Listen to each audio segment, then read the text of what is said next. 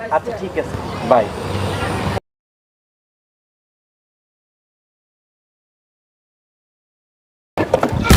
কি ব্যাপার, ফাঁকা ফাঁকা লাগতেছে?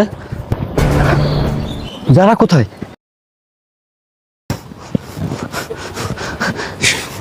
শালির বিটি কই গেল? কই গেল? ওর এত বড় সাহস! নামুন, নামুন বলছি। আচ্ছা বলেন তো, ওই ছেলেটি কে এবং কি সমস্যা? আসলে